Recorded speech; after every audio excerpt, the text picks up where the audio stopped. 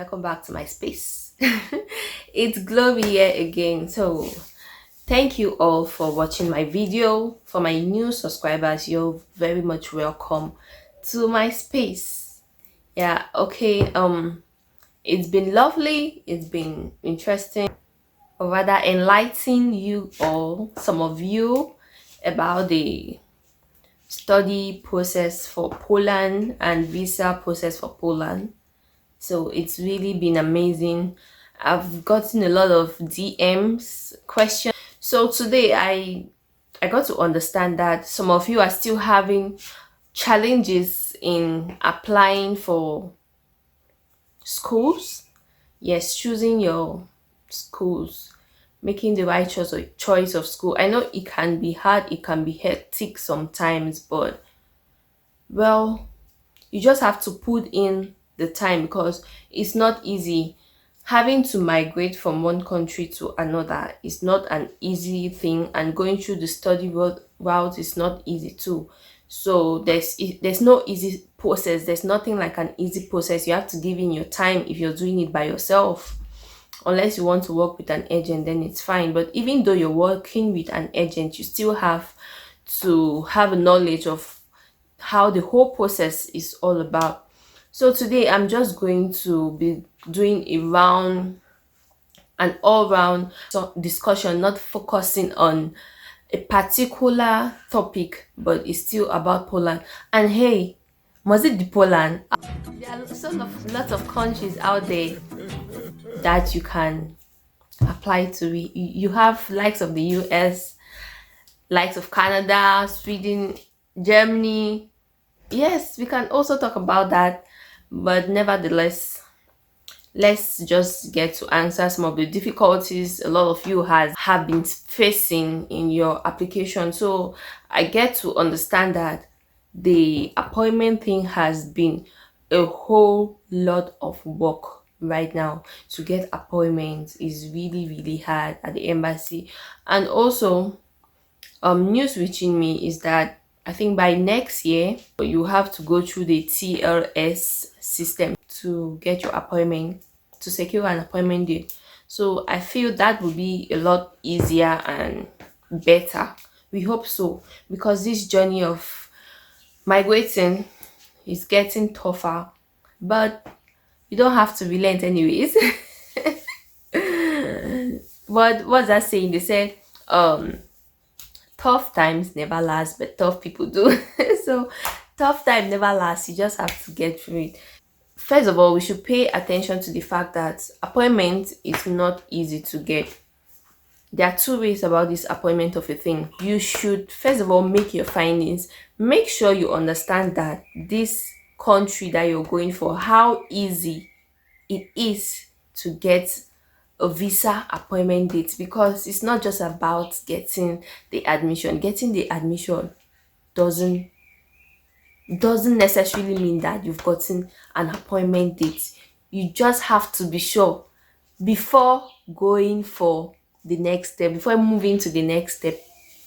So yeah, first of all, you have to make your findings. It's very important, so you will not waste money paying for school fees, and then when you get to the visa process, you get to find out that you still have to pay a lot of money. It can be quite depressing, especially when you're trying to cut costs.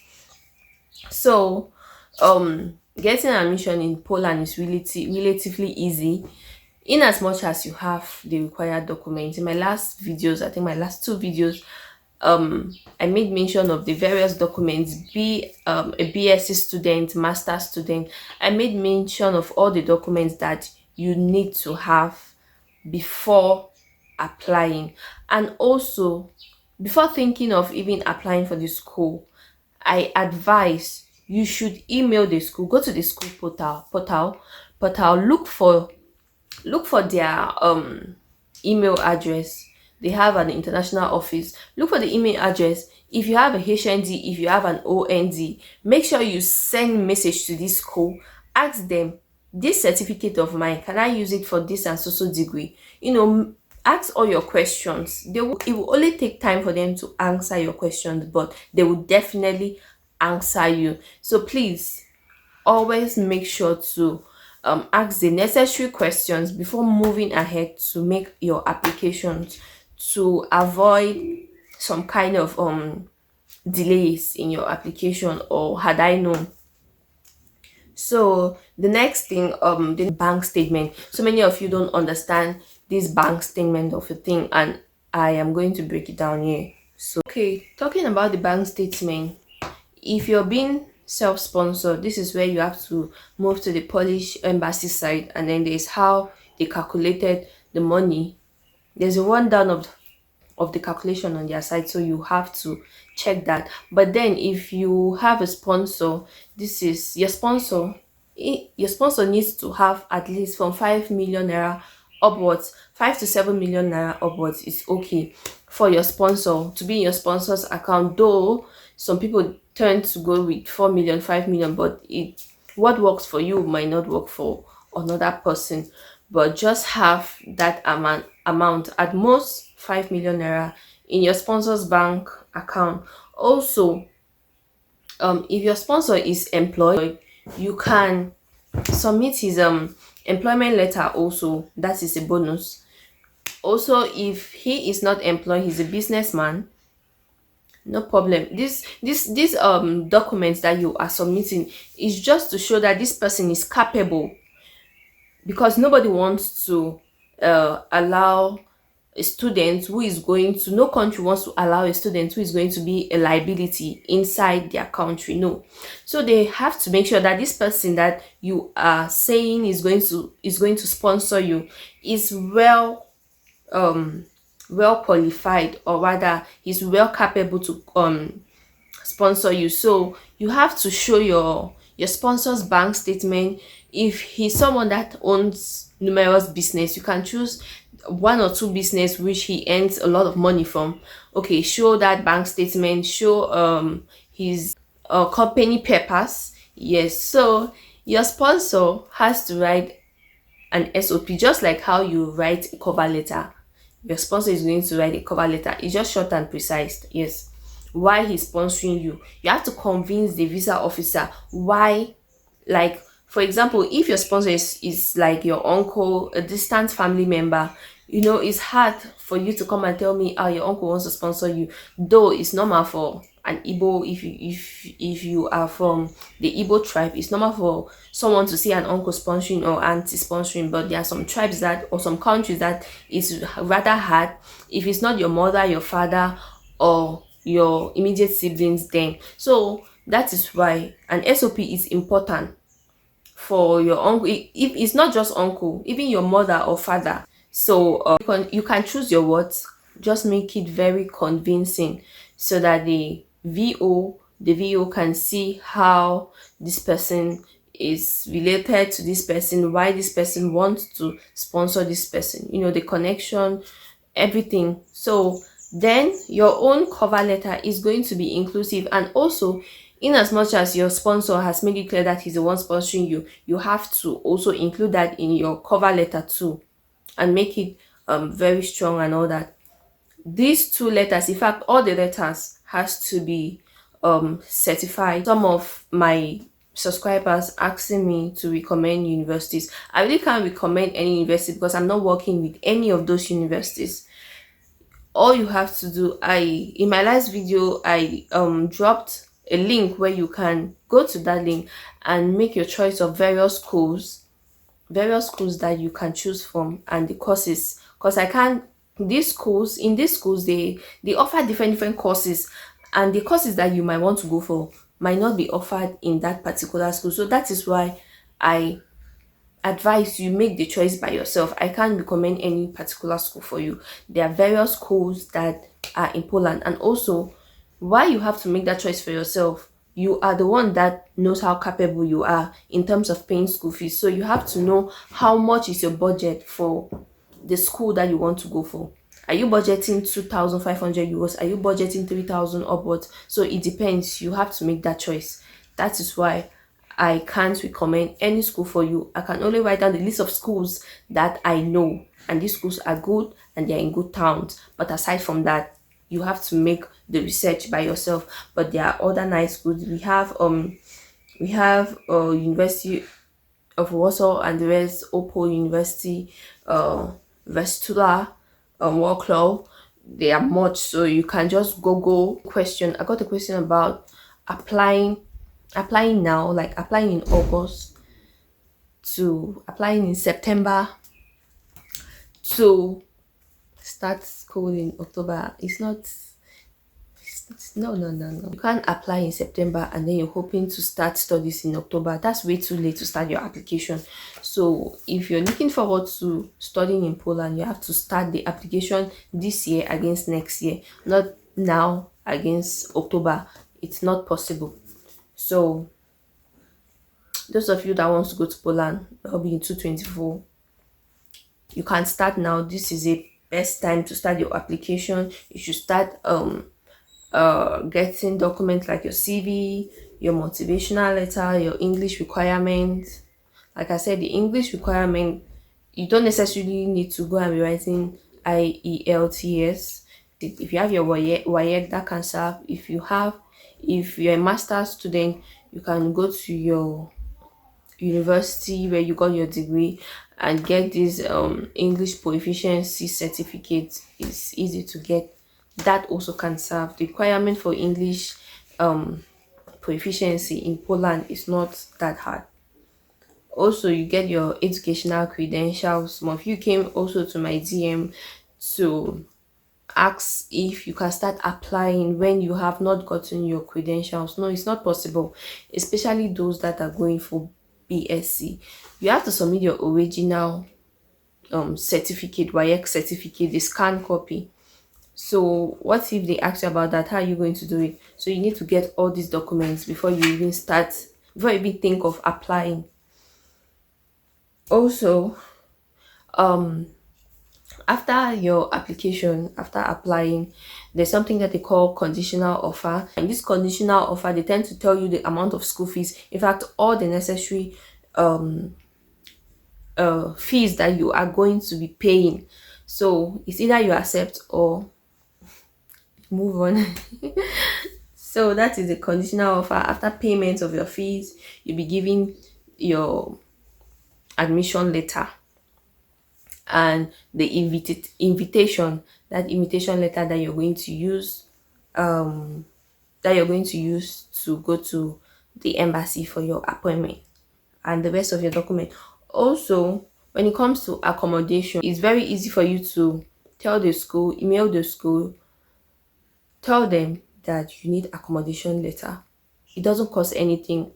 They will send it to you. It's even better. It's better when the accommodation letter is coming from the school. So at this time, the visa officers, they are aware that okay, school is inviting you and school is making sure that your accommodation is intact. You have the accommodation there in the school, so it's kind of how will I say, increase your chances slightly of getting the visa. So accommodation is really not a problem. You can just get the letter from the school. Even if you're not going to be staying in the school hostel, it's normally advised for you to get the letter from the school. And then when you get to Poland, you can make use of an Airbnb for a while, a cheap Airbnb for a while, before going back and forth and getting an accommodation. Also, about your sponsor, you should include an affidavit. I forgot to mention that the affidavit from the High Court is very important, and also your sponsor's ID card. It can be NIN, it can be passports, international passport, anyone, driver's license, but it should be a valid and accepted ID card. You should also take note that if you are paying for anything in the school, make sure that each receipt that you have been given from the school, don't throw it away, please. Make sure you keep them well.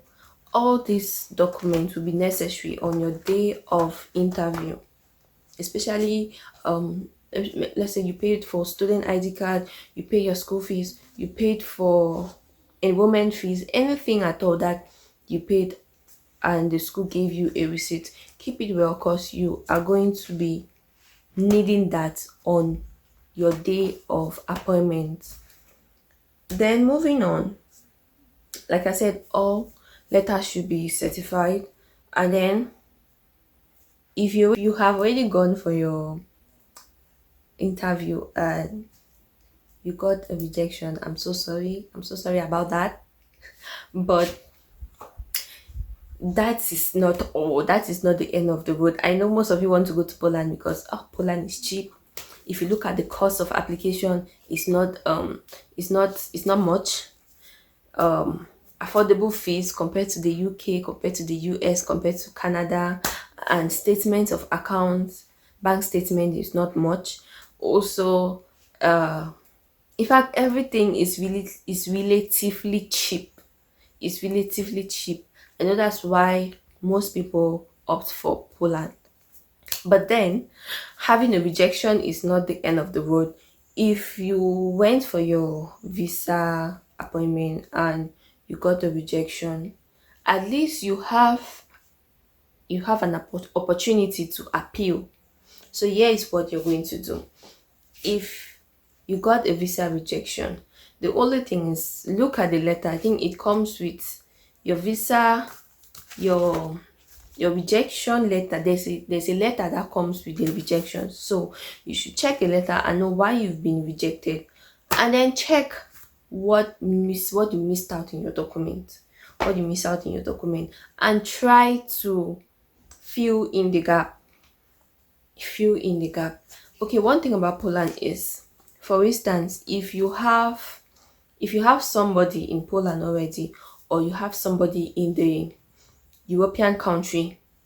Maybe you have someone in Germany, you have somebody in Russia, you have somebody in Ukraine, you have somebody in Sweden, any of these European countries. Is a turn off for Poland for like if you're applying for a student visa to go to Poland and you have somebody that is your sponsor in any of those countries, your visa chances is very slim, because they will feel that okay, you have a family there. That means you are trying to migrate to go and stay. Maybe your family is not in Poland, your family is somewhere else, but still in the region. What the visa officer or what the consular thinks is you want to move from Poland because it's a Schengen visa that they are giving you. So they think that you want to move from Poland to that country. So, and please know about your school, because when you go to your appointment and then they tend to ask you what's the name of your school, you don't know anything. The course you're going for, why did you choose the course? You don't know anything. It's just a turn off. Then what are you going for? It doesn't make sense. So you should know about your school, know about the course, what motivated you and all that. So about the rejection, if you're being rejected, you should just try to know the reason why you were rejected, and try not to make that same mistake when you're going for your appeal, because after rejection you can still appeal. Embassy of Poland gives 15 days, yeah, they're about 2 weeks to submit your appeal. And when you're appealing, you don't need a new date. And you don't need to be interviewed or whatsoever. So all you need to do is gather all your documents and more additional documents, write a letter of intent, write another letter, an appeal letter also. And your appeal letter should be really strong, stating why you need this school, why you need to study, the things that you have been doing. I also mentioned that another bonus is if you can get, especially if you're going for a student visa and you have been working, if you can get a letter from your employer stating that you are coming back, because most of these student visa, they are non-immigrant visa. And as they are non-immigrant visa, the consular and the VO, they are strict. If they just see anything that will tell them, oh, this person might not like it, they know that you're not coming back to your country, but at that point they want to feel that. But if you don't have, you really have to make your documents strong enough, because I won't lie, the rate of rejection at the Poland embassy now is alarming. It's really, really alarming. So you won't want to waste all that money and get rejection. Rejection is not easy. It's not easy. It's very hard. It's very depressing. So if by any means you get a rejection, you can still appeal. It takes 2 weeks to appeal. Once you appeal, you just keep praying and hoping that your visa will get accepted. But before that, you just have to make sure that you don't stand a chance to be rejected. But then you should also understand that Poland now Poland rejects a lot now. I don't know, maybe they have come to a higher, they don't need blacks again. I don't know. I don't know. Or they don't need Muslim, many people from Russia, Ukraine entered into Poland. So probably the country is filled up already, and also things have really changed. Cost of living is slightly higher than what it was before. So a lot of things has changed, inflation and the others. So yes, but aside from that, you all know that Poland is not the only choice. Poland is not the only choice. You can also move to the US. Who says US is very expensive? Yes, I know it's expensive, but then there are other ways. You can also move to other countries. There are other countries you can move to. You can move to Sweden. There is Sweden. There is UK. There is Ireland. There is New Zealand. There's a lot of countries. It mustn't be Poland. There is Germany. There is Belgium. So just maybe you could shift or do the two together. So having said all that, I think I've come to the end of this video, and if there is another thing you want me to clarify, my DM is always open. I got a message, someone asked me about work stuff. Once you enter Poland, the only thing is just look for job. You should be more concerned about getting your visa first. At least in Poland, you don't need to learn the language before getting a job. But it's also advisable, it's required, it's mandatory, it's an opportunity for you to learn the language anywhere you find yourself, any country you find yourself, and you are opportune to learn the language for free, please do. So aside from that, I think we have come to the end of this video, and I hope I've been able to clarify some of your doubts so far based on study requirement, study application, visa application, rejection. There's really not much thing to say on Poland because the process is very straightforward. And in my next video, I'll be talking about other countries, yeah.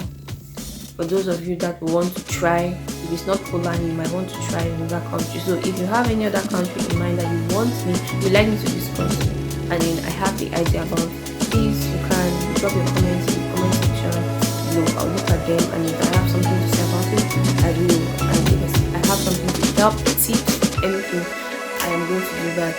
So with that being said, come to the end of the video. Stay safe and good luck in everything in the application process, whether Poland, whether UK, whether Canada, anyone at all. See you some other time.